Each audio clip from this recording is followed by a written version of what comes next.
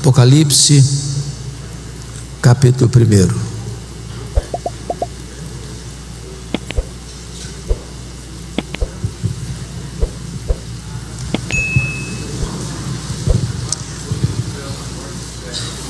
Nós vamos ler todo este capítulo. Eu estou com a versão Mara, então acompanhe a leitura desse texto por gentileza. Revelação de Jesus Cristo, que Deus lhe deu para mostrar aos seus servos as coisas que em breve devem acontecer, e que ele, enviando por intermédio do seu anjo, notificou o seu servo João, o qual atestou a palavra de Deus e o testemunho de Jesus Cristo quanto a tudo que viu. Bem-aventurados aqueles que leem, aqueles que ouvem as palavras da profecia e guardam as coisas nela escritas, pois o tempo está próximo. João, mais 7 igrejas que se encontram na Ásia, graça e paz a vós outros, da parte daquele que é, que era e que há de vir, da parte dos 7 espíritos que se acham diante do seu trono, e da parte de Jesus Cristo, a fiel testemunha, o primogênito dos mortos e o soberano dos reis da terra, àquele que nos ama e pelo seu sangue nos libertou dos nossos pecados e nos constituiu reino, sacerdotes para o seu Deus e Pai. A ele a glória e o domínio pelos séculos dos séculos. Amém. Eis que vem com as nuvens, e todo olho verá, até quantos o traspassaram, e todas as tribos da terra se lamentarão sobre ele, certamente. Amém. Eu sou o Alfa e o Ômega, diz o Senhor Deus, aquele que é, que era e que há de vir, o Todo-Poderoso. Eu, João, irmão vosso e companheiro na tribulação, no reino e na perseverança, em Jesus achei-me na ilha chamada Patmos por causa da palavra de Deus e do testemunho de Jesus. Achei-me espírito no dia do Senhor, e ouvi por detrás de mim grande voz como de trombeta dizendo: o que vês, escreve em livro e manda às 7 igrejas: Éfeso, Esmirna, Pérgamo, Tiatira, Sardes, Filadélfia e Laodiceia. Voltei-me para ver quem falava comigo, e voltado vi 7 candeeiros de ouro, e no meio dos candeeiros um semelhante a filho de homem, com vestes talares e cingido à altura do peito com a cinta de ouro. A sua cabeça e cabelos eram brancos como a alva lã, como neve, os olhos como chama de fogo, os pés semelhante ao bronze polido, como que refinado numa fornalha, a voz como voz de muitas águas. Tinha na mão direita 7 estrelas, e da boca saía-lhe uma afiada espada de 2 gumes. O seu rosto brilhava como o sol na sua força. Quando o vi, caí a seus pés como morto. Porém ele pôs sobre mim a mão direita, dizendo: não temas, eu sou o primeiro e o último, e aquele que vive. Estive morto, mas eis que estou vivo pelos séculos dos séculos, e tenho as chaves da morte e do inferno. Escreve, pois, as coisas que viste, e as que são, e as que hão de acontecer depois destas. Quanto ao mistério das 7 estrelas que viste na minha mão direita, e aos 7 candeeiros de ouro, e as 7 estrelas, são os anjos das 7 igrejas, e os 7 candeeiros são as 7 igrejas. Amém. Meus amados, eu gostaria de compartilhar com vocês hoje sobre a glória incomparável do nosso glorioso Redentor. O livro de Apocalipse retrata para nós o ponto culminante da história. Apocalipse é a acrópole, o pináculo da revelação de Deus. Esse livro não é tanto o registro de fatos que hão de acontecer, mas sobretudo Apocalipse é revelação de uma pessoa, é a revelação de Jesus Cristo nosso Senhor. O livro é acerca dele, da importância dele, da obra dele, da posição dele, da soberania dele e da sua vitória gloriosa. Jesus é o centro da própria eternidade. Ele é o centro da história. Ele é o centro da igreja. Ele é o centro do céu. Ele é o centro da Escritura. Ele é tudo no Antigo Testamento. Ele é a semente da mulher que nasceu para esmagar a cabeça da serpente. Ele é o descendente de Abraão, em quem todas as famílias da terra são abençoadas. Ele é representado por aquela coluna de nuvem e por aquela coluna de fogo que guiou o povo 40 anos no deserto. Ele é representado pelo maná que caía do céu e pela água que brotava da rocha. Ele é representado pelo Cordeiro da Páscoa. Ele é representado pelo tabernáculo. Ele é representado pela arca da aliança. Ele é representado pelo templo. É representado pelas festas, pelos sacrifícios, pelo sábado. Tudo é uma sombra dele. Ele a realidade. Jesus é tudo também no Novo Testamento. Ele é o Messias prometido. Ele é o Filho de Deus. Ele é o Verbo que se fez carne. Ele é o pão da vida. Ele é a luz do mundo. Ele é a porta das ovelhas. Ele é o bom pastor. Ele é a ressurreição e a vida. Ele é o caminho e a verdade e a vida. Ele é a videira verdadeira.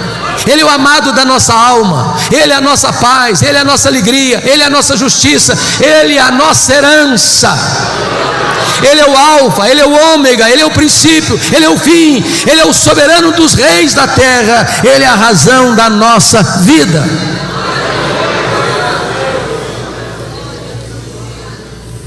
Este livro apresenta-nos a revelação de Jesus, porque não há nenhuma causa mais poderosa para fortalecer um obreiro, para encorajar uma igreja, do que a consciência de quem é Jesus e a importância de Jesus no nosso meio. Os dias eram sombrios, muito sombrios. Nero pôs fogo em Roma. Tito Flávio pôs fogo em Jerusalém. Agora Domiciano está pondo fogo nos crentes. Os crentes estão sendo crucificados, queimados vivos, jogados às feras. A igreja está sendo massacrada. Os apóstolos todos já estavam mortos pelo viés do martírio. João era o último representante do colégio apostólico. Ele é pastor em Éfeso, já velho. Quando diz a Bíblia que ele é banido para esta colônia penal, para esta ilha vulcânica do mar Egeu, a ilha de Patmos, na intenção do imperador Domiciano, é como se a última pá de cal estivesse sendo jogada sobre a igreja sofrida. Prenderam João naquela ilha vulcânica, naquela colônia penal, fecharam para ele todas as portas da terra. Mas quando os homens pensam que eles têm o controle, eles se equivocam, porque os homens maus deste mundo podem prender os crentes, podem banir os crentes, podem torturar os crentes, podem matar os crentes, podem fechar para eles todas as portas da terra. Mas os homens deste mundo não podem fechar a porta do céu, porque quando todas as portas foram fechadas para João na terra, o Senhor abriu-lhe uma porta no céu e disse: sobe para aqui, e eu te mostrarei as coisas, não que talvez aconteçam, não as coisas que podem acontecer, eu te mostrarei as coisas que devem acontecer. E quando João sobe, ele vê um trono, e alguém é sentado no trono. Ele nem ousa descrever quem está sentado no trono, a não ser compará-lo com a beleza e o brilho das pedras preciosas. E ele vê na mão deste que está sentado no trono um livro de todo selado, com 7 selos, por dentro e por fora. E a Bíblia relata que uma pergunta ecoa no céu, na terra e debaixo da terra: quem é digno de abrir o livro e desatar-lhe os selos? E diz a Escritura que ninguém foi encontrado digno. E João começa a chorar porque parece que a história está à deriva. Quando ele está rendido às lágrimas, ele escuta uma voz: não chores, João, eis que o leão da tribo de Judá, a raiz de Davi, venceu para abrir o livro e desatar-lhe os selos. E os selos são rompidos por Jesus, e as trombetas soam por ordem de Jesus, e a história caminha sob o controle de Jesus, e caminha para uma consumação onde a vitória final é de Cristo e da sua igreja. Então, irmãos, à luz desse texto,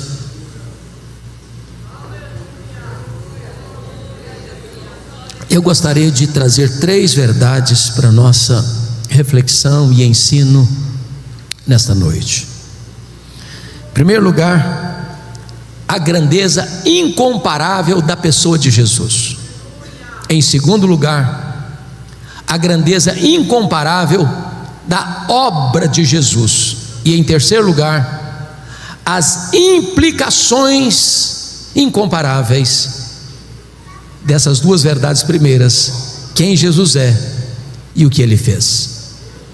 Vejamos então a grandeza incomparável da sua pessoa.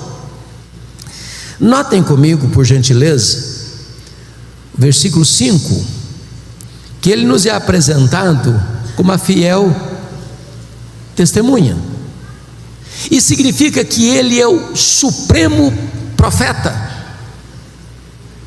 Ele é o mensageiro e ele é a mensagem. Ele é a última palavra de Deus para nós. Tendo Deus falado muitas vezes, de muitas maneiras, aos pais, pelos profetas, agora Ele nos fala pelo Filho. Sua revelação foi progressiva até Jesus, mas não a partir de Jesus. Se você não ouvir Jesus, não há mais nada diferente ou novo que possa ser comunicado a você, a trazer esperança para o seu coração. Ele é a verdadeira palavra de Deus, Ele é o verbo de Deus, Ele é o profeta e Ele é a mensagem, Ele é o mensageiro e Ele é a mensagem. Ele é o supremo profeta de Deus, a última revelação de Deus. Mas você vai notar comigo que no versículo de número 5, ele nos é apresentado como primogênito dos mortos e o soberano dos reis da terra. E ele aqui é o sumo sacerdote, porque ele é o sacerdote e é o sacrifício. Ele é o ofertante e ele é a oferta. Ele é aquele que está à direita de Deus Pai e intercede por nós. Ele é aquele que defende a sua causa diante de Deus. Ele é o advogado, o justo. É por isso que a Bíblia diz que nenhuma condenação pode sobrevir sobre a sua vida, porque a Bíblia pergunta assim: quem tentará acusação contra os eleitos de Deus? É Deus quem os justifica. Quem os condenará? É Cristo Jesus quem morreu, o antes quem ressuscitou, o qual está à destra de Deus e também intercede por nós. Nas horas de angústias da sua vida, nas horas de aperto do seu coração, se você gritar por socorro, esse sumo sacerdote se levanta para estar ao seu lado, interceder por você e colocar sua causa diante de Deus. Mas mais do que isso, o texto nos apresenta como ele é também o Rei dos reis. Ele é o soberano dos reis da terra. O que significa isso? Significa, meus amados irmãos, que Ele tem o controle. Você vê hoje as nações confusas, as guerras, as ameaças de um conflito armado ou de uma guerra nuclear. E os homens passam a ideia de que eles é que têm as rédeas nas mãos, o controle nas mãos, eles que podem apertar um botão aqui, outro ali, outro acolá, para explodir o planeta. Mas quem está sentado no trono é o Senhor Jesus. Quem comanda o universo é o Senhor Jesus. Ele é o soberano dos reis da terra. Ele que levanta reis, Ele que abate reis, Ele que levanta reinos, Ele que abate reinos.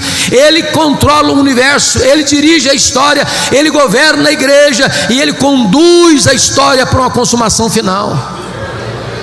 Ele é o Rei dos reis. Mas notem vocês comigo no verso 13, que quando João volta para ver quem falava com ele, ele vê 7 candeeiros, e no meio dos candeeiros um semelhante a filho de homem. Ele é o profeta, ele é o sacerdote, ele é o rei, e ele é onipresente, porque ele está no meio das igrejas, aqui no Brasil, lá no Japão, lá na América, lá na África, lá na Ásia, ao mesmo tempo. Não há nenhum crente reunido nesse horário, em qualquer lugar do mundo, onde a promessa não se cumpra. Onde tiver 2 ou 3 reunidos em meu nome, ali eu estarei no meio deles. Ele está aqui hoje. E é porque Ele está aqui hoje que você e eu viemos para cá. Ele é a razão dessa igreja existir. Ele é o conteúdo que essa igreja tem pregado há décadas nessa cidade. Ele é a nossa esperança, Ele é a razão da nossa vida, Ele é o amado da nossa alma.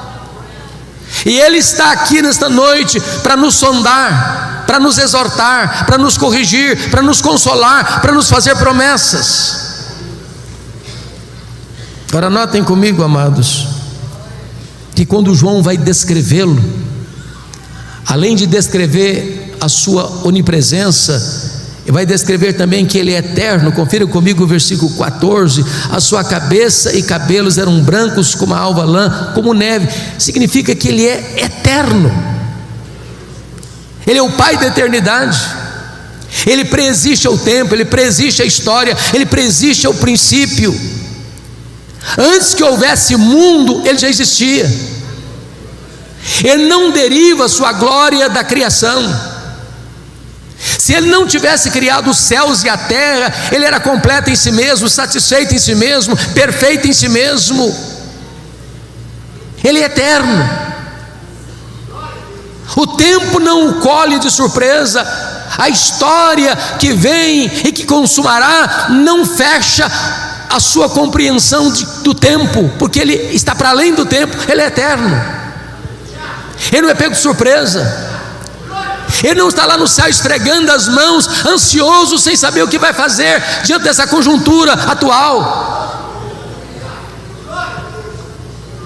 Mas notem mais, versículo 14: Ele não apenas é onipresente, Ele não apenas é eterno. Versículo 14 diz que Ele é também onisciente. Os seus olhos são como chama de fogo. Ele tudo sabe, Ele a tudo vê, Ele a todos sonda.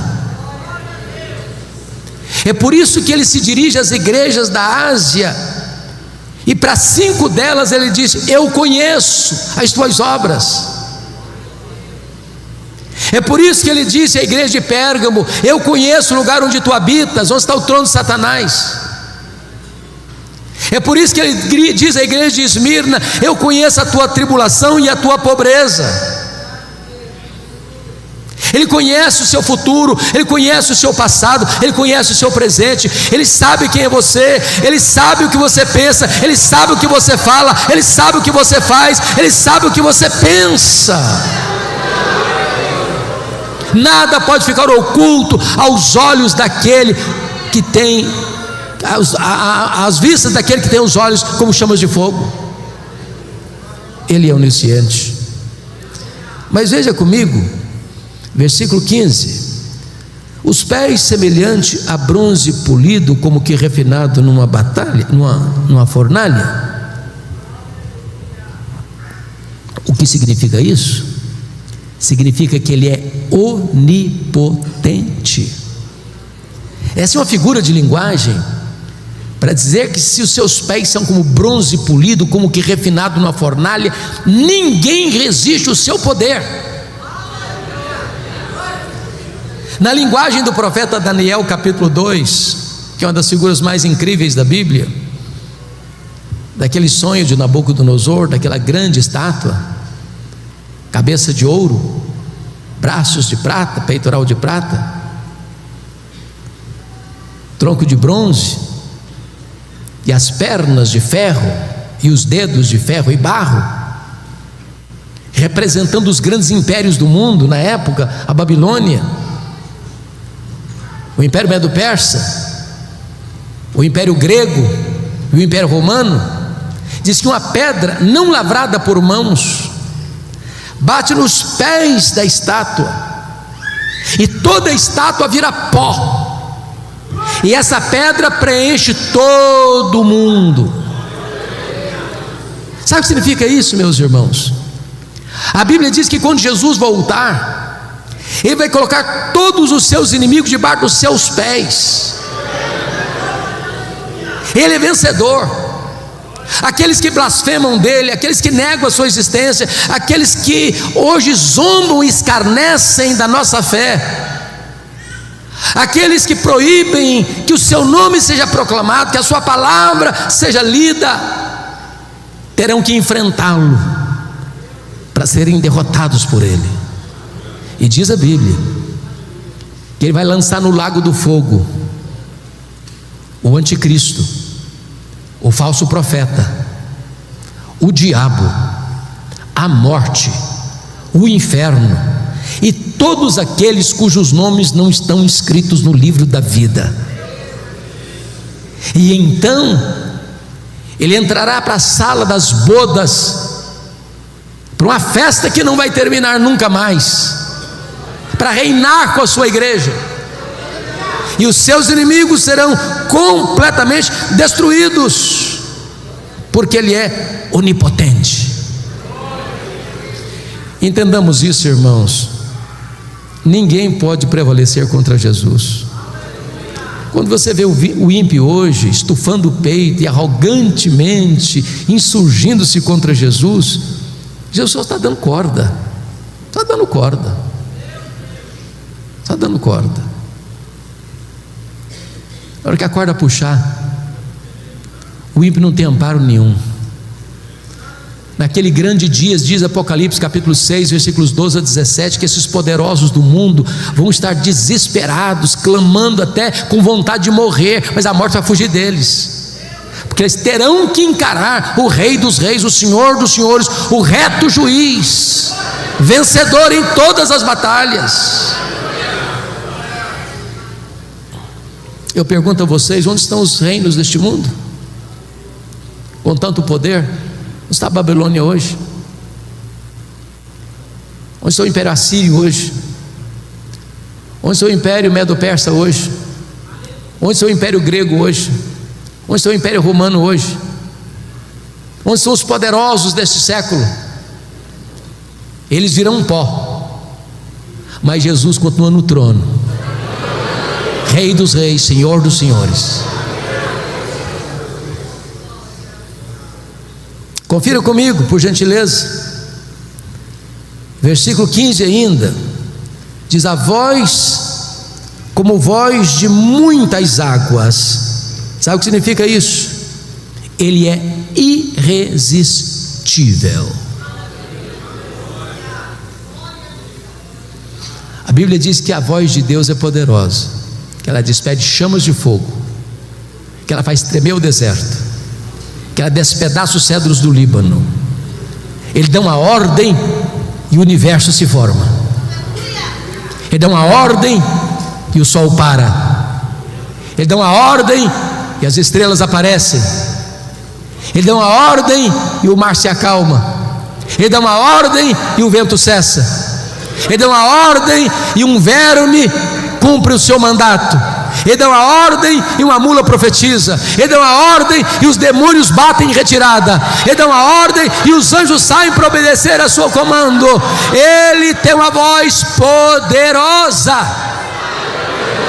voz como voz de muitas águas. Ele é irresistível. Sabe o que é maravilhoso? Você e eu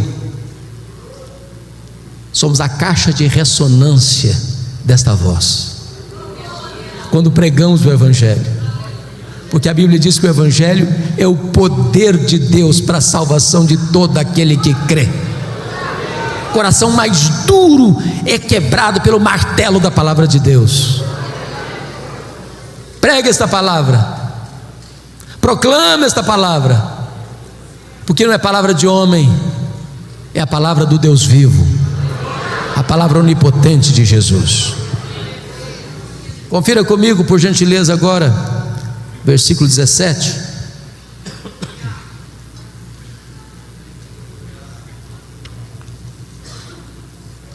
Vejam, por gentileza.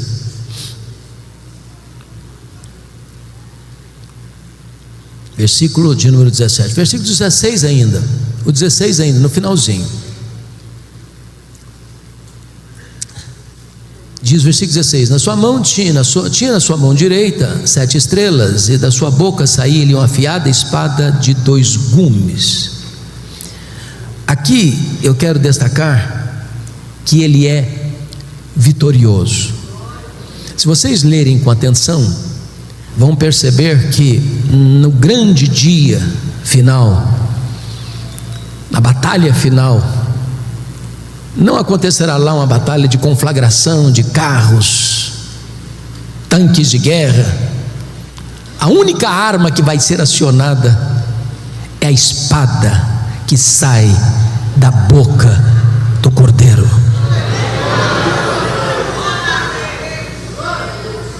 O Senhor não precisa de recursos humanos, de armas humanas para triunfar. É por isso que a Bíblia diz que vai matar o anticristo com o sopro da sua boca, com o poder da sua manifestação. Irmãos amados, como é importante nós compreendermos quão grande é Jesus, quão poderoso é Jesus, quão incomparável é Jesus. A espada que sai da sua boca significa que ninguém pode resisti-lo, ninguém pode ameaçá-lo, ninguém pode derrotá-lo. Nós não seguimos um líder fracassado, um líder derrotado. Nós seguimos aquele que é vencedor e invicto em todas as batalhas. Nós nem entramos em campo hoje para saber se vamos ganhar ou perder. Diz a Bíblia que nós já somos mais do que vencedores em Cristo Jesus, nosso Senhor. Louvado seja Deus. Se você é crente, se você nasceu de novo, você já está alistado neste poderoso exército vitorioso de Cristo Jesus.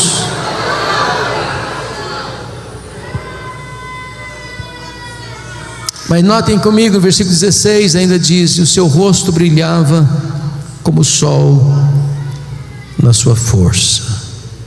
Oh, meus amados irmãos, aqui ele é o Cristo glorioso. Eu acho isso maravilhoso, sabe por quê?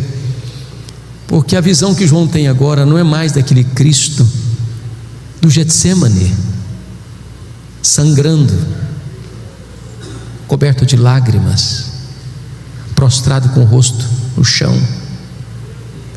A visão que João tem agora não é daquele Cristo cuspido e esbordoado do sinédrio judaico. A visão que João tem agora não é daquele Cristo espancado e vilipendiado do pretório romano. A visão que João tem agora não é daquele Cristo exangue que caminha trôpego, debaixo do lenho maldito, pelas ruas apinhadas de uma cidade ensandecida.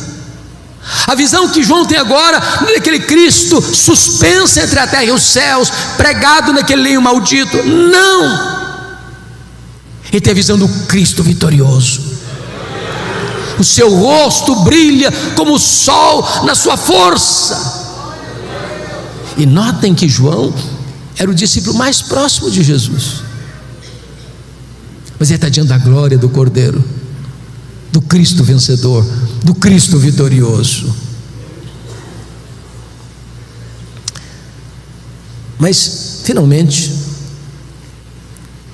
examinando o primeiro ponto, a grandeza incomparável da pessoa de Jesus, confira comigo, por favor, versículos 17 e 18.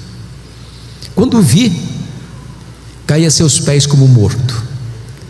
Porém ele pôs sobre mim a mão direita, dizendo: não tenhas medo, eu sou o primeiro e o último, e aquele que vive.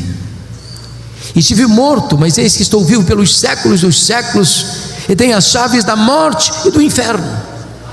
Primeiramente, ele aqui é conquistador. Ele entrou nas entranhas da morte, ele arrancou o aguilhão da morte, ele matou a morte, ele inaugurou a imortalidade e ressurgiu vitoriosamente. Agora ele é a ressurreição e a vida. Ele conquistou a morte, ele matou a morte, e agora você e eu podemos dizer para a morte: onde está a morte, a tua vitória? Onde está a morte, o teu aguilhão? Tragada foi a morte pela vitória. Agora morrer para o crente não é um desastre mais. Para mim o viver é Cristo e o morrer é lucro. Para mim morrer é deixar o corpo e habitar com o Senhor. Para mim morrer é deixar aqui este corpo e habitar com o Senhor, o que é incomparavelmente melhor. Mas ele não é apenas o conquistador, finalmente ele é o restaurador. João está prostrado como um morto. Ele diz: ô João, não fica com medo não, eu sou o primeiro, eu sou o último, João, eu sou o alfa, eu sou o ômega. Ô João, eu já estive morto, mas eu estou vivo pelos séculos dos séculos, e eu tenho as chaves da morte e do inferno. Nós não viemos aqui nesta noite adorar o Cristo que esteve vivo e está morto. Nós viemos adorar o Cristo que esteve morto e está vivo, e vivo pelos séculos dos séculos. Esta é a grandeza incomparável da pessoa de Jesus. Veremos agora o segundo ponto, que é a grandeza incomparável da obra de Jesus. Por favor, olhe comigo o versículo 5, parte B. Aquele que nos ama e pelo seu sangue nos libertou dos nossos pecados. Em primeiro lugar, ele ama a igreja. E vejam vocês que o verbo está no presente do indicativo, não está no passado. Ele não apenas nos amou, ele nos ama e continuará nos amando. Eu penso que não há nenhum remédio mais eficaz para curar o problema do complexo de inferioridade e da autoestima achatada do que essa verdade. Você acha pouco o fato de você ser amado por Jesus? Mas ele não ama você porque viu em você algo digno de ser amado. A causa do amor dele por você e por mim não está em nós, mas nele mesmo. Sabe por quê? A Bíblia diz que ele nos ama com amor eterno. O mundo não tinha sido criado ainda, e você já estava no coração dele. Ele amou você com amor eterno e atraiu você para Ele com cordas de amor. Deus não me ama por causa das minhas pretensas virtudes, Ele me ama apesar dos meus pecados. Ele não me ama por causa dos meus méritos, Ele me ama apesar dos meus deméritos. Não há nada que você possa fazer para Deus amar você mais, nem para Ele amar você menos. Ele ama a você.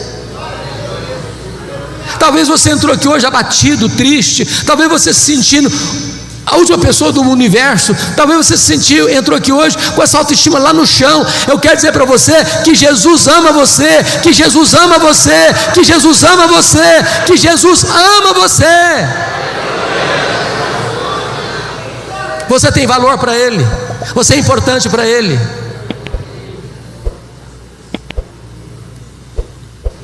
A segunda verdade que está aqui, notem comigo, por gentileza,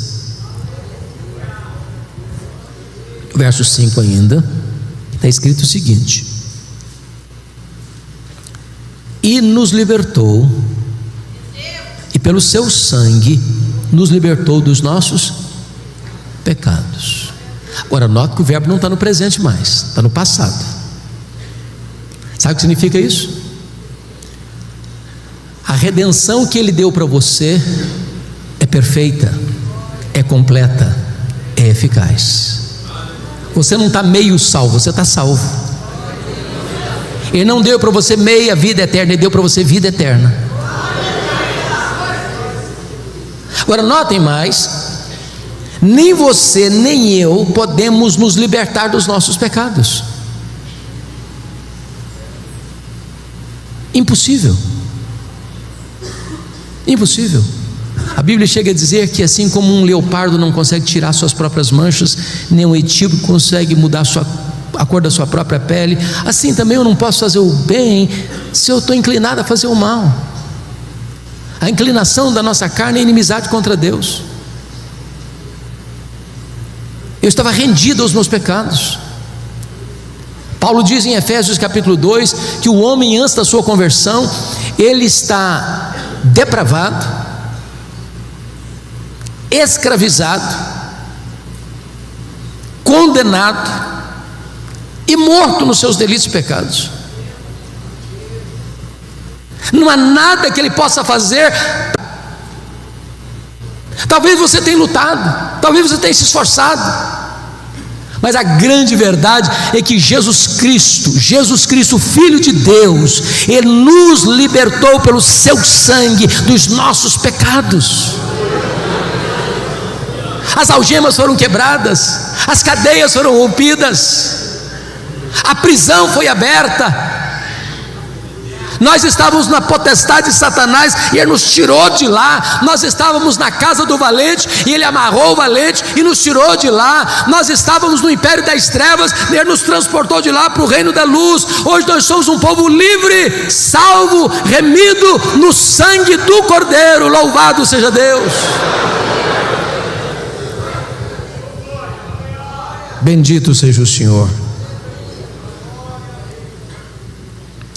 Então, a obra dele, Ele nos ama. Segundo, Ele morreu por nós. Terceiro, Ele não apenas ama a igreja, Ele não apenas morreu pela igreja, Ele também honrou a igreja. Olha o versículo 6 comigo. E nos constituiu o reino, sacerdotes para o seu Deus e Pai. E Ele não pode concluir sem uma doxologia. A Ele glória e o domínio pelos séculos dos séculos, amém. Preste atenção nisso. Você que foi salvo pela graça, você está numa posição muito elevada. Você foi constituído rei e sacerdote.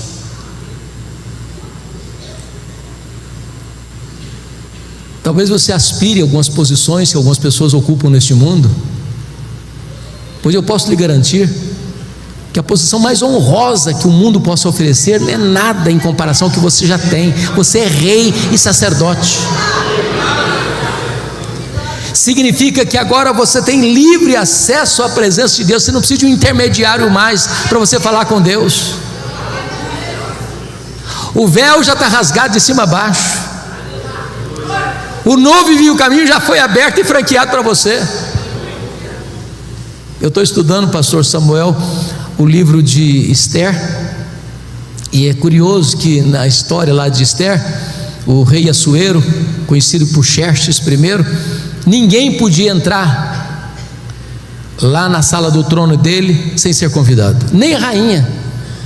Se uma pessoa entrasse sem ser convidado, ele podia matar a pessoa, dar uma ordem sumária para a pessoa ser executada. Eu quero dizer para você que o Rei dos Reis está franqueando para você a sala do trono.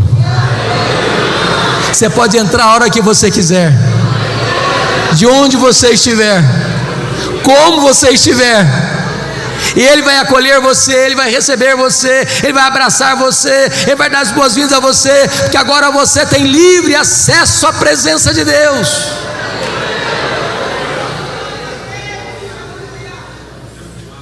A Bíblia diz que o Senhor não apenas vai nos levar para o céu, Ele vai nos levar para o trono.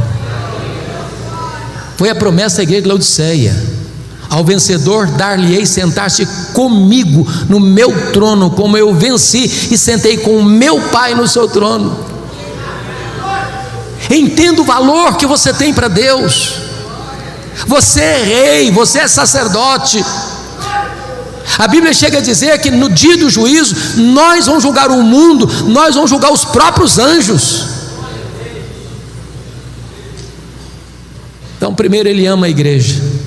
Segundo, Ele morreu para a igreja, pela igreja. Terceiro, Ele honrou a igreja. Mas em quarto lugar, Ele voltará para a igreja. Veja o verso 7 comigo, por favor. Eis que vem com as nuvens, e todo olho verá, até quantos o traspassaram, e todas as tribos da terra se lamentarão sobre ele, certamente. Amém. Irmãos, a segunda vinda de Cristo é a nossa bendita esperança. Viva esperança. De vez em quando as pessoas perguntam assim: mas quem está no controle desse mundo maluco? Deus ou o diabo? Essa pergunta foi feita por A.W. Pink. Guerras, violência, terrorismo, grupos de extermínio, crime organizado, corrupção, prostituição, apostasia.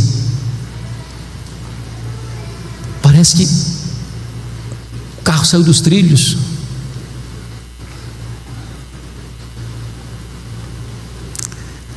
Mas eu quero dizer para você que a história não é um caminhão sem freio ladeira abaixo. O Senhor Jesus está no controle. E Ele não nos deixou enganados sobre o que haveria de acontecer. Ele já nos deu as pistas, já nos deu os sinais. E quando os homens acharem que eles estão no controle, ou que o mal está prevalecendo, Ele voltará e colocará todos os inimigos debaixo dos seus pés, e reinará supremo para sempre e sempre e sempre. A pergunta, irmãos, é como Ele voltará? E a Bíblia responde: Ele voltará pessoalmente. Pessoalmente. Ele não vai mandar um embaixador, não. Ele mesmo virá. Lá em Atos 1, 9 a 11, diz que quando os galileus estavam olhando para as alturas, Jesus subindo entre nuvens, dois anjos aparecem e diz: varões galileus, por que estáis olhando para as alturas? Esse mesmo Jesus que vi subir, assim descerá dos céus. Ele pessoalmente virá. Ele pessoalmente virá. Segundo, como Ele voltará? Ele voltará visivelmente. todo olho verá, até aqueles que o traspassaram. O que significa isso? Sabe o que a Bíblia diz? Quando Jesus voltar, lá em João 5, 28 e 29, diz que todos os mortos sairão dos túmulos, uns para a ressurreição da vida, outros para a ressurreição do juízo. Quando Jesus voltar, duas coisas vão acontecer: ressurreição para os que estiverem mortos, e transformação e arrebatamento para os que estiverem vivos.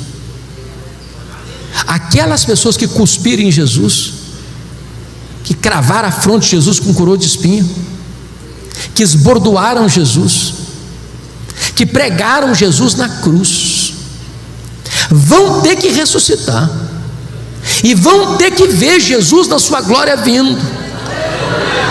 E Paulo diz que todo joelho vai ter que se dobrar, nos céus, na terra e debaixo da terra, e toda língua vai ter que confessar que Jesus Cristo é Senhor, para a glória de Deus Pai. A igreja fará isso com a maior das alegrias, os ímpios com o maior dos terrores. Terceiro lugar, como Jesus voltará? Ele voltará audivelmente, ressoada a trombeta de Deus, ouvida a voz do arcanjo, ele descerá dos céus. Se a volta de Jesus vai ser o fato mais público da história, também será o fato mais audível da história. Não haverá montanha tão alta, deserto tão inóspito, caverna tão escura, que impedirá as pessoas de ouvirem o alarido desta vinda. Se de dia, se de tarde, se de noite, não sabemos, porque ele virá de dia, ele virá de tarde, ele virá de noite. Como assim? Agora estamos 8:30 da noite no Brasil, mas já é 8:30 da manhã no Japão. Então, se Jesus voltar de noite para o Brasil, volta de manhã para o Japão. Se volta num horário aqui, volta no outro horário na África, volta outro horário na Europa. É por isso que Jesus disse: olha, não sabe se é de dia, se é de tarde, se é de noite. Porque quando ele voltar, vai estar de manhã para um, vai estar de tarde para outro, vai estar de noite para outro. Mas todo olho o verá. Quarto lugar, como ele voltará? Ele voltará repentinamente. Diz a Bíblia que vai ser como um relâmpago que risca os céus do Oriente ao Ocidente. Vai ser num momento, num abrir e fechar de olhos. Sabe o que significa isso? Não haverá tempo para você se preparar na última hora. Se você não tiver azeite na sua lâmpada, não tem esperança. Vigiai, vigiai, para que aquele dia não nos tome de surpresa. A igreja de Deus não é filho das trevas, é filho da luz, e filho da luz não é pego de surpresa, porque ele está aguardando na ponta dos pés a vinda do Senhor, dizendo: Maranata, ora vem Senhor Jesus. Ele apressa, ele ama a vinda do Senhor. Quinto lugar, como ele voltará? Ele voltará inesperadamente. Vai ser como ladrão que não manda um WhatsApp para você dizendo: tal dia, tal hora eu chego na sua casa, prepara um cafezinho, um pão de queijo. Sabe o que significa isso, irmãos? A segunda vinda de Jesus não será um dia óbvio. Notem vocês que todas as pessoas que tentaram marcar a segunda vinda de Jesus, me perdoe da expressão, deram com os burros na água. Aquele dia da economia do Pai vai ser de surpresa. Talvez um dia comum, que se levanta para levar filho na escola, ou para ir para o trabalho, para fazer uma viagem, ou para ficar em casa. Quando as pessoas não perceberem, ele virá. Como Jesus voltará? Sexto lugar, ele voltará inescapavelmente. Diz 2 Tessalonicenses que vai ser como uma mulher grávida que está para dar à luz. Ou seja, uma mulher não está meio grávida, ela está grávida, e se ela está grávida, ela vai dar à luz. Em outras palavras, nenhuma corte humana, por mais egrégia que ela seja, pode mudar ou cancelar a segunda vinda de Cristo. Ele voltará, querendo os homens ou não, acreditando os homens ou não, desejando os homens ou não, Ele voltará, inescapavelmente. Mas em sétimo lugar e último lugar, Ele voltará vitoriosamente, gloriosamente, gloriosamente.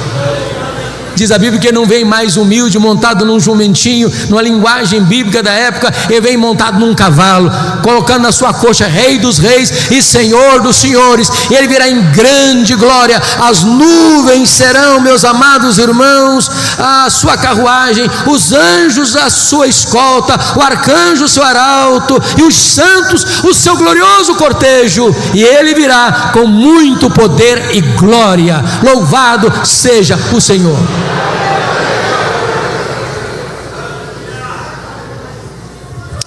Então, até aqui nós olhamos a grandeza incomparável da pessoa de Jesus. Ele é onipresente, Ele é onisciente, Ele é onipotente, Ele é irresistível, Ele é glorioso, Ele é vitorioso, Ele é restaurador. Olhamos a grandeza incomparável da sua obra. Ele ama a igreja, Ele morreu pela igreja, Ele exaltou a igreja e Ele voltará para a igreja. Agora, em último lugar, terceiro e último lugar, vamos ver a grandeza incomparável das implicações dessas duas verdades. Primeira implicação: não precisamos então ter medo da vida. Tem muita gente com medo da vida, tem muita gente não querendo acordar, tem muita gente flertando até com suicídio, tem muita gente que gostaria de dormir sem data para levantar. Eu quero dizer para você, meu amado, que você não precisa ter medo da vida. Preste atenção no contexto. Por que João está nessa ilha? Do ponto de vista humano, do ponto de vista humano, ele está lá porque o imperador Domiciano o mandou para lá como um prisioneiro, numa ilha penal, numa colônia penal, numa prisão de segurança máxima, para trabalhos forçados. Ele já era um homem velho. Ele foi para lá porque está sendo perseguido. Seus pares, os apóstolos, já estão mortos. Os seus irmãos estão sendo queimados vivos, crucificados, jogados às feras. Do ponto de vista humano, o mal está prevalecendo, a igreja está sufocada. Mas o que ele vai entender? Veja comigo o versículo 9: achei-me na ilha chamada de Patmos por causa da palavra de Deus e do testemunho do Senhor Jesus. Ele está fazendo outra leitura. Então não foi Domiciano que me mandou para cá, não.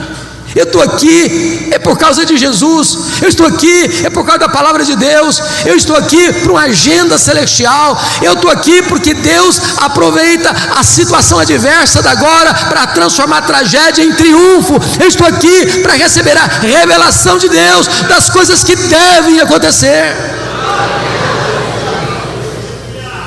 Quem está no controle é Deus. Deus transforma a ilha de Patmos na porta do céu. Deus transforma a tragédia em triunfo. Deus é especialista em virar a mesa, em mudar o placar do jogo. Você não precisa ter medo da vida. Me permita dizer isso, meus amados irmãos: a igreja de Deus é indestrutível.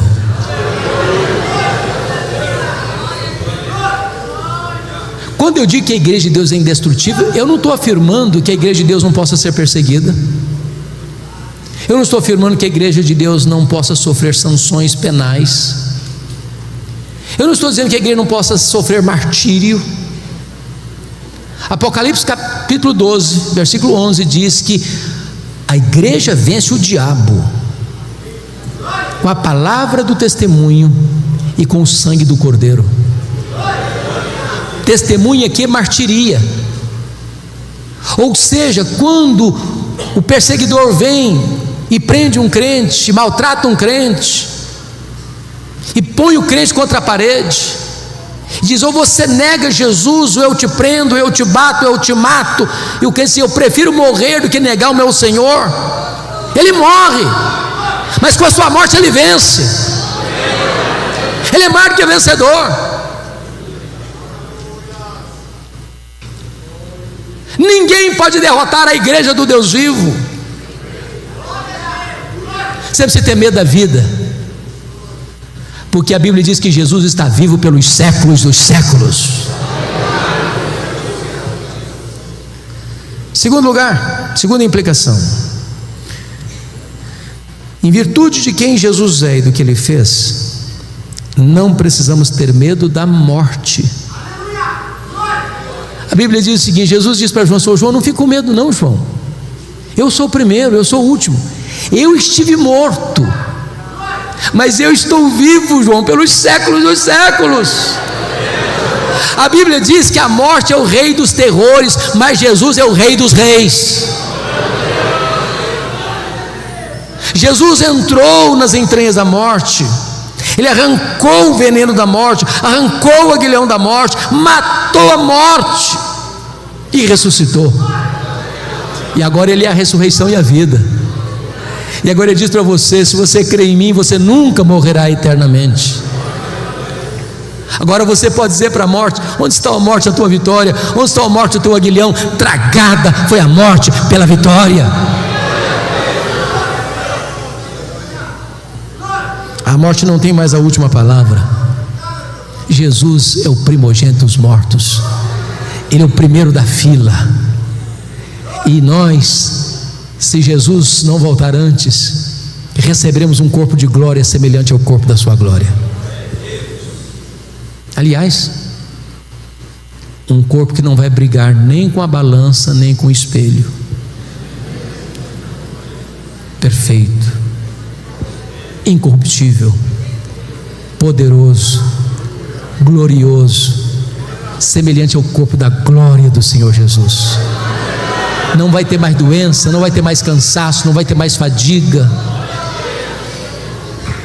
Bendito seja Deus. Terceira implicação: não precisam ter medo da vida. Segundo, não precisam ter medo da morte. Terceiro, não precisamos ter medo do desconhecido. Irmãos, você e eu agora não enxergamos na curva, não enxergamos no escuro. Eu sei o final é de glória, mas o processo eu não sei. Eu não sei se você e eu estaremos vivos amanhã. E às vezes a gente fica com medo. Mas me permita voltar com você para o verso 1, porque está escrito aqui: revelação de Jesus Cristo que Deus lhe deu para mostrar aos seus servos as coisas que em breve devem acontecer. Preste atenção, não é nas coisas que talvez aconteçam, não é nas coisas que podem, não, nas coisas que devem acontecer. Sabe o que significa isso? Que quem escreve a história é Deus, quem determina a história é Deus, quem está no controle é Deus. Sabe o que significa isso? Nós não cremos em acaso, nós não cremos em sorte, nós não cremos em azar, nós não cremos em determinismo cego, nós não cremos em coincidência, nós não cremos em macumba pegando em crente, nós não cremos em olho gordo. Nós cremos que a mão de Deus dirige o nosso destino. Então descanse seu coração. Então acalma o seu coração. Você precisa ter medo do desconhecido, porque o plano de Deus é perfeito e não pode ser frustrado.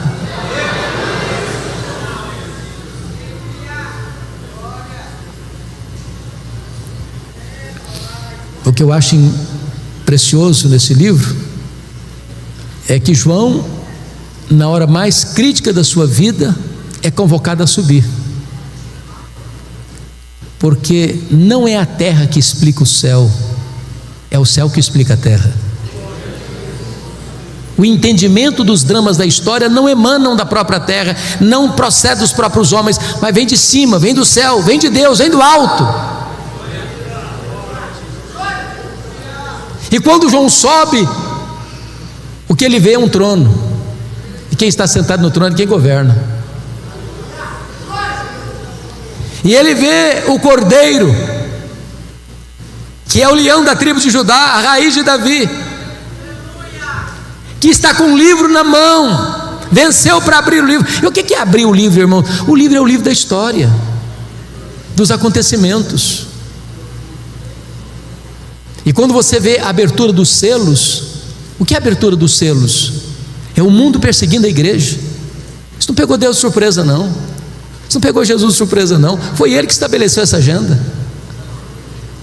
Aí depois dos selos, as trombetas soam. O que são as trombetas? São o juízo parcial de Deus ao mundo que persegue a igreja. E quando as trombetas tocam, elas alcançam o quê? A terra, o mar, os rios, os astros, os homens. Você já parou para pensar ou interpretar os fenômenos da natureza? Os tsunamis, os maremotos. Você já parou para pensar nos terremotos, nos abalos sísmicos? Você já parou para pensar nas pandemias da vida que atingem a terra e os homens? Isso não é coisa fortuita, casual. Não é porque a natureza está em ebulição ou em revolta. São trombetas de Deus chamando os homens ao arrependimento, dando a eles mais uma chance se voltarem para Deus. Quando você vê no Apocalipse o levantamento do quarteto do mal, nos capítulos 12, 13 e 14, o diabo, capítulo 12, o anticristo, o falso profeta, capítulo 13, e a grande Babilônia, no capítulo 14, esses inimigos não se levantam por conta própria, o próprio Deus permite-os se manifestarem, para que se revele neles a glória de Deus na sua derrota fragorosa. E notem vocês que o diabo, como coordenador desta orquestra maligna, você vê o anticristo trazendo perseguição, você vê o falso profeta trazendo heresia, e você vê a grande Babilônia trazendo prostituição. Não são essas coisas que estão movendo o mundo hoje?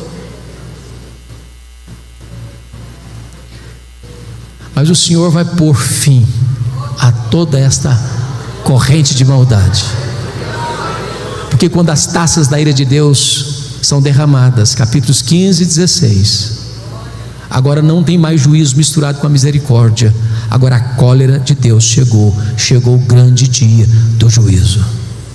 O que você vai ver em seguida? Capítulos 17, 18 e 19, a queda do quarteto do mal.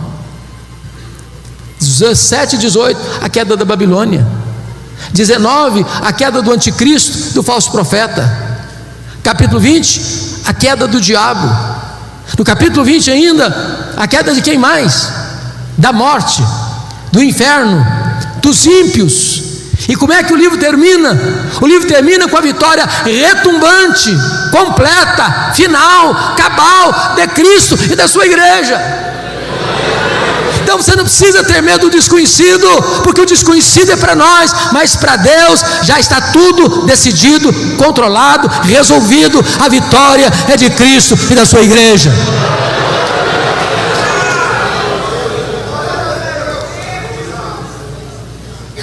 Em último lugar, quarto e último lugar,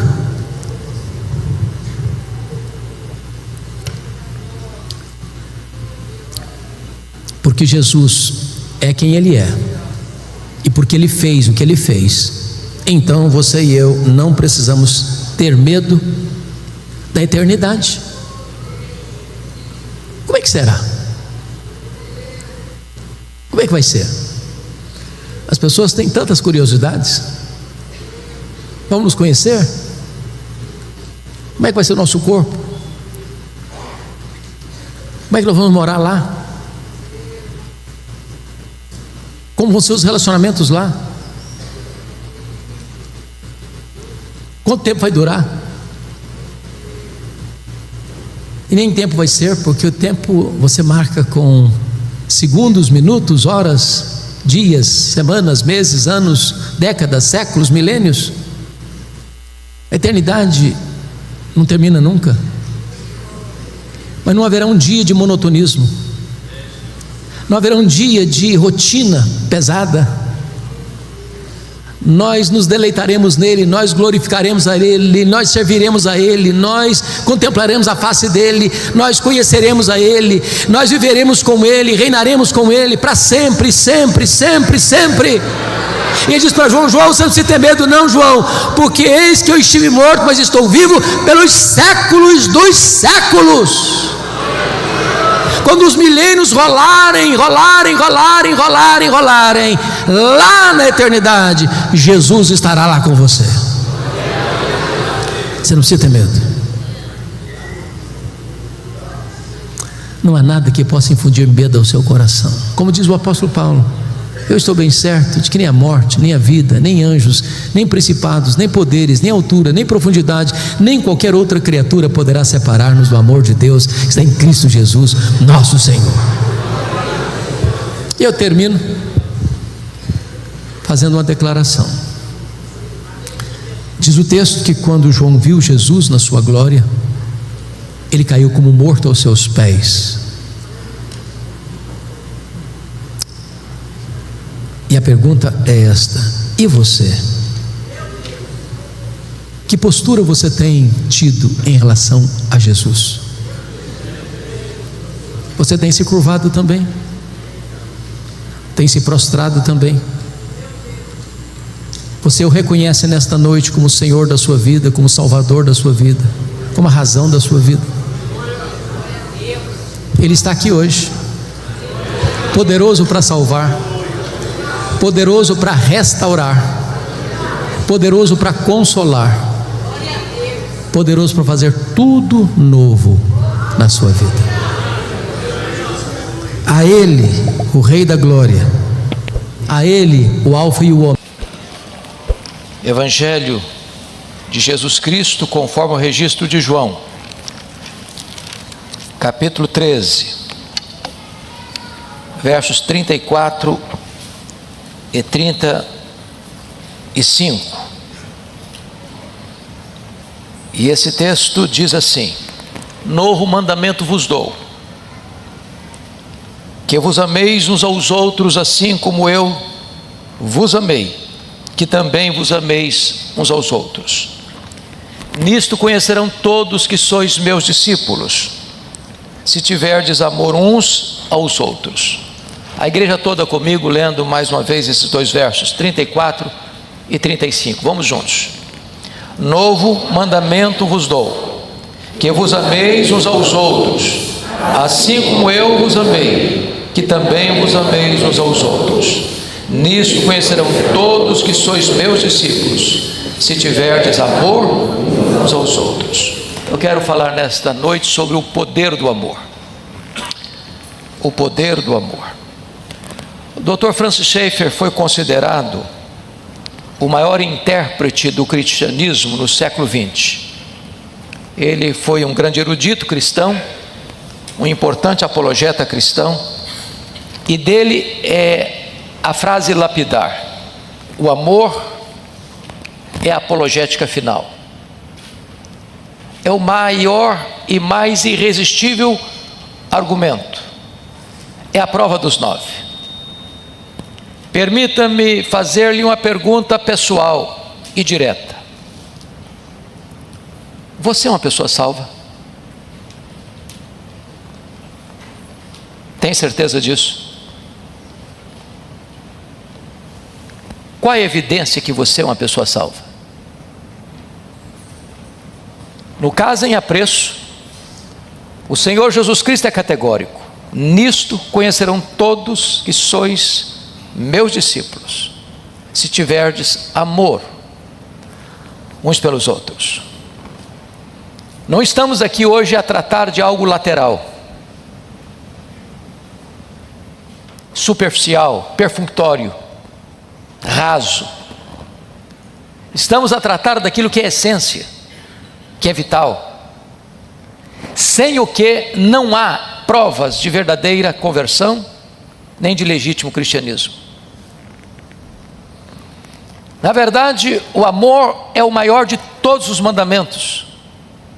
Quando perguntaram a Jesus qual é o maior de todos os mandamentos, a resposta dele foi categórica: amarás ao Senhor teu Deus de toda a tua alma, de toda a tua força, de todo o teu entendimento, e amarás ao teu próximo como a ti mesmo. Ora, este não é apenas o maior mandamento. Este, na verdade, é o resumo da própria lei de Deus.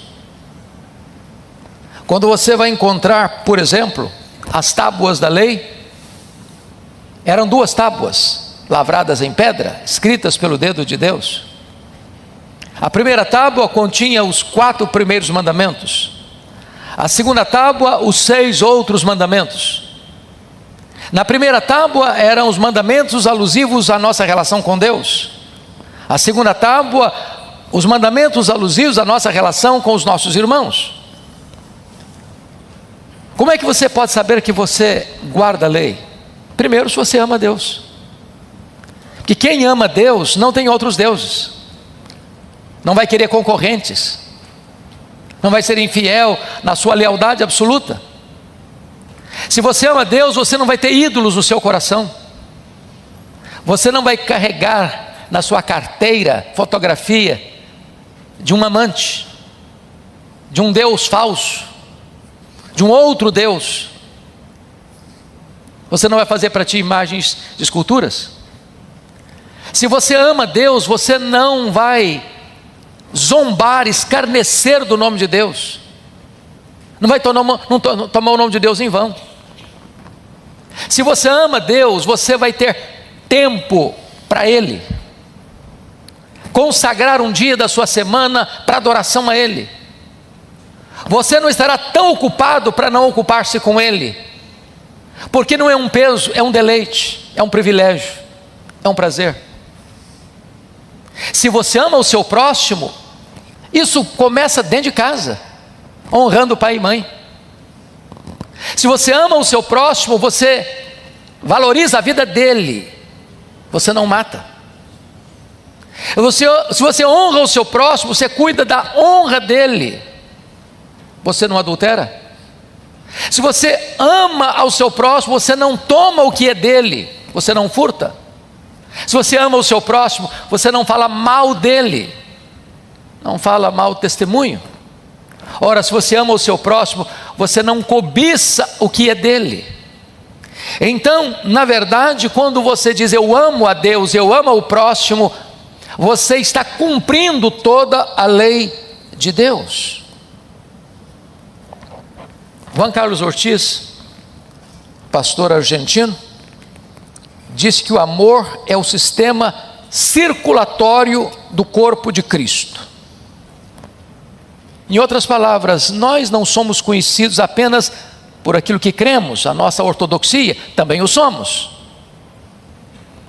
Talvez nem todos possam aquilatar e avaliar esse ponto, mas somos conhecidos como discípulos pelo amor. Qualquer pessoa, em qualquer lugar, em qualquer circunstância, pode perceber isso ou não na nossa vida. Na verdade, quando você fala de maturidade cristã, o amor também é o prumo que define nossa maturidade cristã. Se você ler atentamente as cartas paulinas, via de regra ele elogiava a igreja para quem escrevia, pela fé pela esperança e pelo amor. Era a tríade da maturidade cristã. Mas ele define nas suas cartas que o mais importante era o amor. Porque aqui nós precisamos da fé, da esperança e do amor. Quando estivermos na glória, não precisaremos mais nem da fé, nem da esperança. Mas o amor reinará para sempre. O amor é eterno. Então é a prova da nossa maturidade cristã. O apóstolo Paulo chega a dizer em 1 Coríntios capítulo 13, que o amor é mais importante do que o conhecimento. Nós valorizamos o conhecimento, nós buscamos o conhecimento, primamos em nos aprimorar dia a dia no conhecimento, mas se você não tiver amor, você pode dominar todo o universo científico, você pode conhecer toda a ciência, e nada disso lhe aproveitará. Se você não perceber, o amor é mais importante do que os dons espirituais. Nós vivemos numa realidade eclesiástica brasileira, onde se dá tanta ênfase aos dons. Algumas buscam muitos dons, outras reduzem o cristianismo a dons espirituais. Mas o apóstolo Paulo diz que você poderia ter todos os dons. Se você não tiver amor, nada disso aproveita. Você poderia ter atitudes assim, incomuns. Aliás, você poderia ser alguém a candidatar-se a mártir, a doar o seu próprio corpo a ser queimado. Ou você poderia ser um benemérito ao extremo de doar todos os seus bens para os pobres. Se tudo isso não for motivado pelo amor, nada disso lhe aproveita. Então, o Senhor Jesus Cristo não poderia ser mais enfático e mais claro do que nos afirmar, no verso 35 do texto lido: nisto conhecerão todos que sois meus discípulos, se tiverdes amor. Eu não serei conhecido como discípulo pelo fato de ser calvinista ou arminiano, presbiteriano, batista ou assembleiano. Eu não serei conhecido pelo meu conhecimento, ou pela minha experiência, ou pelos meus talentos, ou pelos meus dons. Eu serei conhecido como discípulo pelo amor. Esta é a marca distintiva. Mas, voltando ao texto, quando perguntaram para Jesus, qual é o maior mandamento? E ele respondeu: amarás ao Senhor teu Deus, e amarás ao teu próximo como a ti mesmo. Eu quero parar um pouquinho aqui, porque amar ao próximo como a nós mesmos é o mínimo requerido nas Escrituras, e para nós poderia ser o máximo.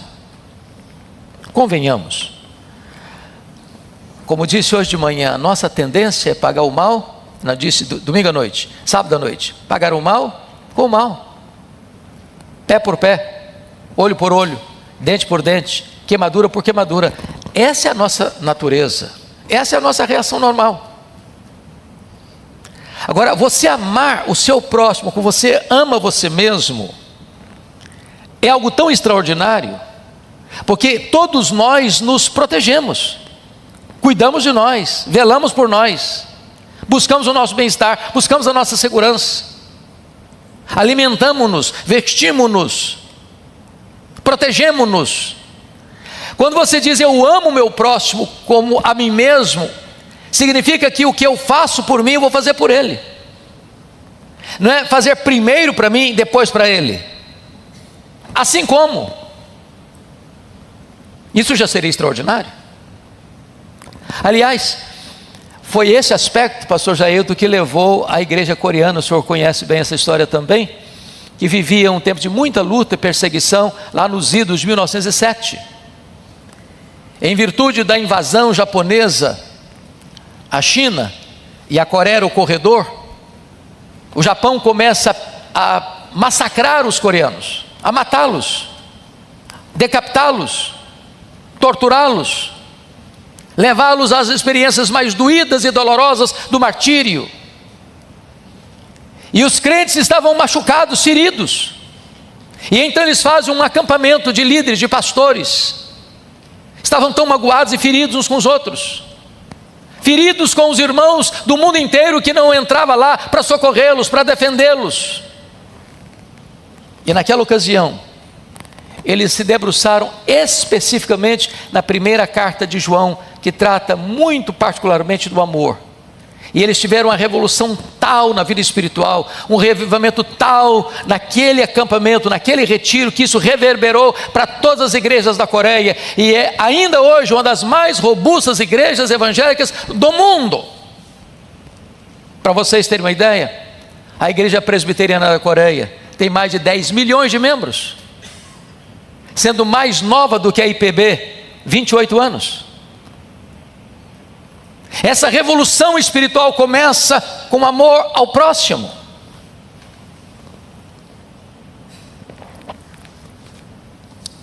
Quando você ama, como você ama você mesmo, você quer cuidar de você. E talvez um bom exemplo da Bíblia seria da parábola do samaritano, porque quando a gente ama só de palavra, de discurso, nós nos protegemos primeiro, para depois correr o risco de amar. Foi o que fizeram o sacerdote e o levita. Por que eles não pararam? Talvez até amassem, talvez até se condoessem do drama daquele homem à beira do caminho, semi-morto, mas eles tinham outras preocupações. Se eu tocar naquele homem e estiver morto, eu estou impuro, eu não posso oficiar no templo, eu vou ficar de quarentena por um período.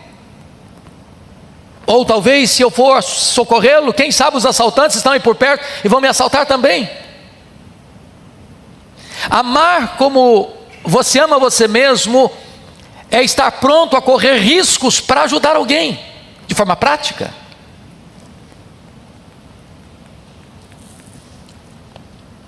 Quando Jesus tratou desta questão, lá em Mateus 25, 31 a 46, ele coloca amor de maneira prática, porque a Bíblia nos recomenda não amar apenas de palavras, mas de fato e de verdade. E naquele grande dia do juízo, vai ser requerido de nós uma postura, e Jesus vai dizer: eu estive com fome e não me deste comer, eu estive com sede e não me deste beber, eu estive nu e não me vestiste, eu estive doente e não fostes ver-me, eu estive preso e não me visitaste, eu estive forasteiro e não me abrigaste. Todas são coisas práticas, de você enfiar a mão no bolso, de você abrir a sua casa, de você socorrer alguém com comida, com água, com roupa, com presença, com cuidado. E nós poderíamos dizer para o mundo inteiro, escrever em letras de fogo nas nuvens: eu te amo. Mas se nós não atendermos aqueles que precisam de nós na hora da sua necessidade, o nosso discurso é vazio.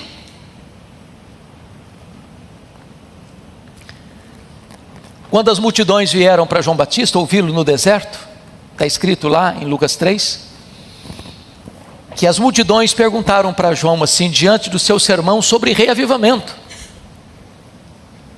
e nós, o que faremos? Ele respondeu: quem tiver 2 túnicas, dê uma para quem não tem. Quem tiver comida, faça o mesmo. Ora, por que João disse isso? E nós estamos seguros, numa igreja que tem o zelo que tem pela palavra, sabemos disso, que dar comida e dar roupa não é arrependimento. Ninguém entra no céu porque dá comida e dá roupa para alguém. Não, isso não é arrependimento.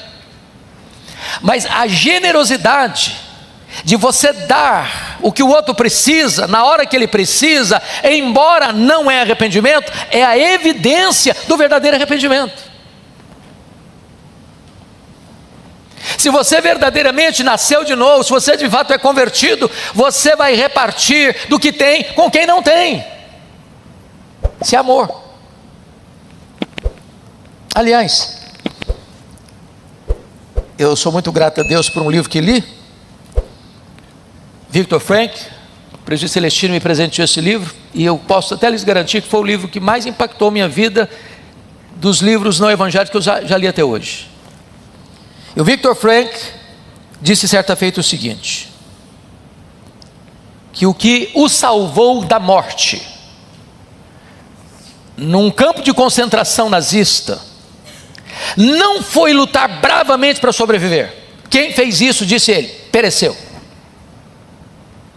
Quem sobreviveu nos campos de concentração foram aqueles que, diante das agruras daquela prisão, lutaram para ajudar outros a sobreviverem. Porque o amor não é egocentralizado, o amor é outro centralizado. Isso levou James Hunter a afirmar, no seu livro Monge Executivo, que o amor não é o que você sente, o amor é o que você faz. Senhor, qual é o maior dos mandamentos? Amar a Deus sobre todas as coisas e amar ao seu próximo como a você mesmo. Mas esse é o primeiro nível, essa é a prateleira de baixo. O texto que foi lido, e nós recorreremos a ele agora, nos manda para um exemplo maior. Novo mandamento vos dou. E você pode questionar, mas Jesus, eu não estou entendendo uma coisa. O Senhor está falando de amar ao nosso irmão, ao nosso próximo, mas esse mandamento já não é antigo? Já não foi dado lá na lei? Como é que ele é novo? Novo em que sentido? Por que ele é um novo mandamento? E eu gostaria de responder esta pergunta em 3 aspectos. Amar os irmãos como Cristo nos amou é um mandamento novo, em seu perfeito exemplo. Porque agora é amar como Ele nos amou. Quando eu amo meu irmão como eu amo a mim mesmo, tem um limite. Quando eu amo o meu irmão como Cristo me amou, acabou o limite. Cristo me amou mais do que eu me amo a mim mesmo, porque amando-me a mim mesmo, eu me protejo. Cristo, amando-me, sacrificou-se por mim, morreu por mim, deu a sua vida por mim. Isto é mais do que amar a mim mesmo. Isto é mais do que amar ao meu próximo como eu amo a mim mesmo. É um nível mais elevado, muito mais elevado. E a Bíblia diz que Cristo nos amou e a si mesmo se entregou por nós, que Ele não levou em conta a ignomínia, a vergonha da cruz, pela alegria que lhe estava proposta. Pare um pouquinho para pensar nisso. Você já pensou o que é uma pessoa ir para o martírio? Alegre? Feliz?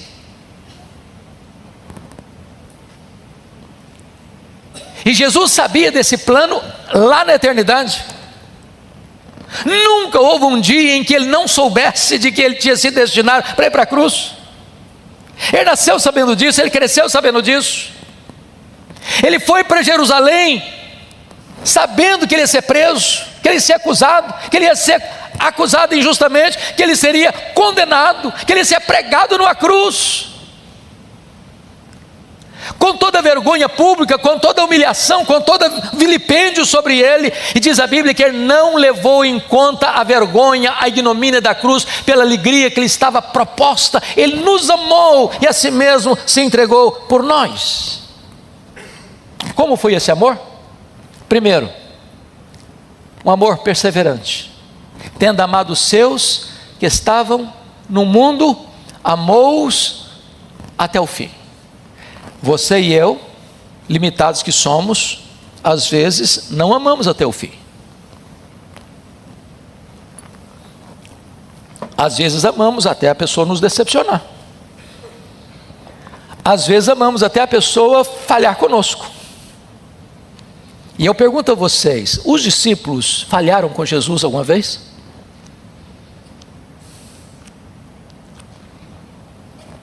Será que falharam alguma vez com Jesus, os discípulos? E Ele continua amando-os até o fim. Deixa eu fazer uma pergunta mais particular. Você tem falhado com Jesus alguma vez?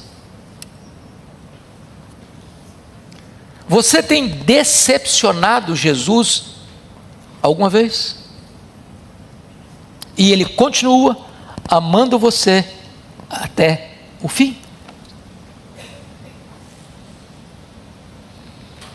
Mas mais do que isso,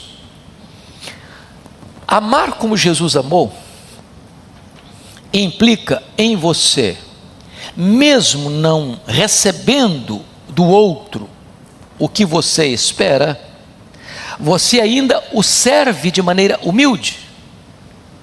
Vocês se lembram que na Páscoa, quando Jesus participa da última Páscoa com os discípulos e faz a transição para a ceia, o que os discípulos discutiam lá no cenáculo naquela ocasião? Quem de nós é o maior? Quem de nós é o mais importante? Estavam na feira das vaidades. E o que Jesus fez? Jesus não os repreendeu com um discurso pesado, com palavras duras. Jesus se levantou da mesa, cingiu-se com a toalha, pegou uma bacia e começou a lavar os pés dos discípulos. E ao término desse fato, ele retorna para a mesa e diz assim para eles: vós me chamais o mestre e o senhor, e fazeis bem, porque eu sou. Então faço o mesmo. Então me permita a pergunta: qual foi a última vez que nós lavamos os pés? Não estou falando de pegar uma bacia e lavar os pés, mas servir de maneira humilde, papel de um servo, de um escravo, alguém que está noutro canal, desantenado daquilo que é tão importante na vida. Este amor vai além, é capaz de amar até o inimigo. E Paulo, entendendo isso, disse que se o teu inimigo tiver fome, dá-lhe de comer, se tiver sede, dá-lhe de beber. Porque a única maneira de você vencer um amigo é com golpes de bondade. Talvez um clássico exemplo disso aconteceu na vida do 16º presidente dos Estados Unidos, talvez o maior de todos da história americana, Abraham Lincoln. E quando ele estava na sua acirrada campanha para presidente, campanha que ele ganhou, houve um oponente que foi muito ácido, muito tóxico com ele, o senhor Stanton, dando-lhe apelidos pesados, tentando desconstruir a imagem dele diante da nação. E quando Lincoln ganha a eleição, para espanto de todos os seus correligionários, ele indica o senhor Stanton como ministro da defesa americana. E foi um ruído total. Ninguém pôde compreender a sua atitude. E ele respondeu: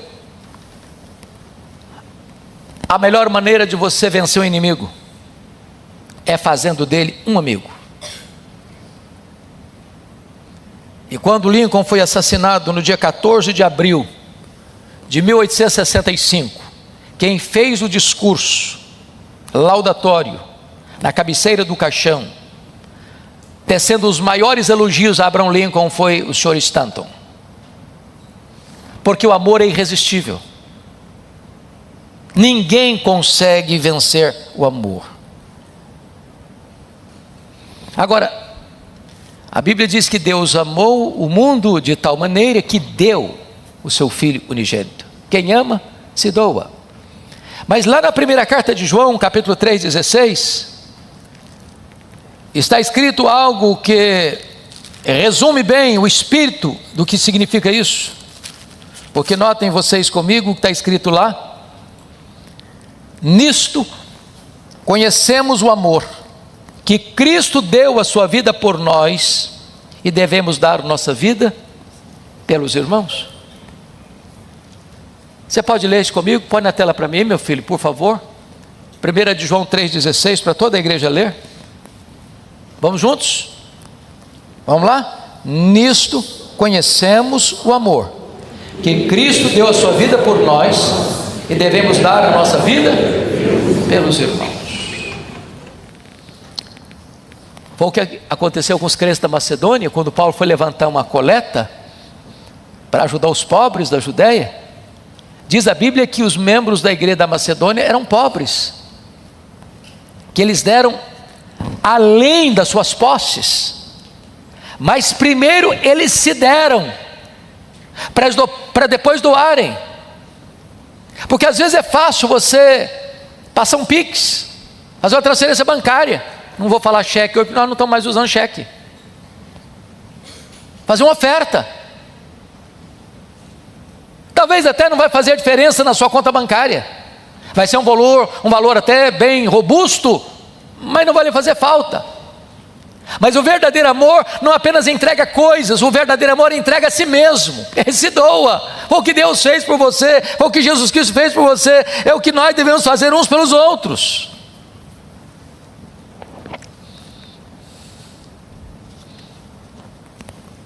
Permita-me uma ilustração do campo missionário. Alexander Duff foi um missionário na Índia, missionário presbiteriano. E ele dedicou sua vida na Índia, serviu a Deus na Índia, adoeceu lá na Índia e já estava bem idoso, quando ele retorna ao seu país, para fazer uma grande conferência e desafiar jovens para irem para a obra missionária, já que ele, com a sua saúde debilitada, não conseguia ir mais. Reuniu centenas de jovens, uma linda conferência. Ele ficou com o último pregador da conferência, para fazer o grande apelo missionário. Quando ele fez o seu apelo, conclamando os jovens para irem para a Índia, para darem continuidade ao trabalho missionário, nenhum jovem se levantou, nenhum, ninguém atendeu-lhe o apelo. A decepção e a dor foi tamanha que ele sofreu uma espécie de problema cardíaco no púlpito e desmaiou. Os médicos ali presentes levaram-no para uma sala contígua, massagearam-lhe o peito, deram alguns remédios emergenciais, e quando ele melhorou, ele respondeu: eu quero voltar ao púlpito, eu não terminei meu apelo. Os médicos: não é sensato, não é seguro, é arriscado para o senhor, eu preciso voltar, eu não terminei meu apelo. E voltou, e dirigiu-se àquela grande assembleia de jovens presbiterianos. Jovens presbiterianos, vós não quereis ir para a Índia, para dar continuidade à obra missionária, pois irei eu, velho, doente, não poderei fazer muita coisa mais, mas pelo menos eu morrerei às margens do Ganges, e aquele povo saberá que alguém os amou e se dispôs a levar-lhes o Evangelho. E diante desse apelo, dezenas de moços se levantaram, disseram sim ao Senhor e deram continuidade àquela obra missionária. Quem ama, se entrega. Nisto conhecerão todos que sois meus discípulos, se tiverdes amor uns pelos outros, assim como eu vos ameis, que vos ameis uns aos outros. Mas para encerrar, esse texto vai nos informar que esse mandamento é novo também por causa dos seus gloriosos resultados. Notem que aqui é uma espécie de evangelismo eficaz. Como é que as pessoas vão saber que nós somos discípulos de Jesus? As pessoas que convivem conosco, que conversam conosco, que trabalham conosco, que estudam conosco, que se relacionam conosco, de fato estão convencidas que nós amamos, como Cristo nos amou? Elas veem em nós esse amor, elas notam isso em nós. A única maneira, irmãos, de nós impactarmos o mundo é levarmos o Evangelho da Graça e espelharmos o Evangelho da Graça retratado no amor com que Cristo nos amou. Francis Schaeffer disse: esta é a apologética final, esta é a prova dos 9, esta é a evidência irrefutável, este é o testemunho eloquente de que de fato nós somos discípulos de Jesus. Eu tenho um colega de ministério, alguns aqui o conhecem, e ele certa feita num congresso partilhou-nos a sua experiência. Ele estava numa igreja histórica, passando momentos tão difíceis, a igreja não crescia, as coisas não avançavam, Ele estava estressado, a família estressada, os resultados eram muito pequenos, pífios, e ele recebe um convite para uma conferência internacional de reavivamento. A esposa o encorajou a ir, ele não quis ir. Alguém da igreja disse: eu pago todas as despesas para o senhor ir. Comprou o bilhete aéreo, fez as reservas no hotel, e no dia da viagem, com tudo isso, ele estava em casa, amuado, deprimido, angustiado, e a esposa entrou no quarto e disse: você não vai? Ele falou: eu não vou. Mas vai pelo menos para você sair dessa cena aqui, vai pelo menos para você sair desse cenário. Constrangido ele foi, e ele narrou para nós que quando ele chega naquele hotel, ele não chegou nem mesmo a ir à conferência. No quarto do hotel, na solidão daquele quarto, ele dobrou os seus joelhos, e o coração dele foi começando a ser quebrantado. Ele diz que recebeu uma espécie de orvalho fresco do céu, com uma chuva serôdia que foi amolecendo o seu coração, que ele foi inundado por um amor tamanho de Deus no seu coração, que ele não conseguia conter dentro dele aquela alegria indizível, cheia de glória, daquele banho de amor na sua vida. Quando ele retorna, ele pregou um sermão como sempre tinha pregado, e naquele dia os corações começaram a se derreter, pessoas chorando no auditório, pessoas se convertendo. Um dia está fazendo barba, chegou o filhinho pequeno, olhou para ele, olhou de novo, tornou a olhar e disse: papai, o senhor está tão legal ultimamente. Ele começou a perceber que aquele amor tinha mexido com ele em todas as áreas da sua vida.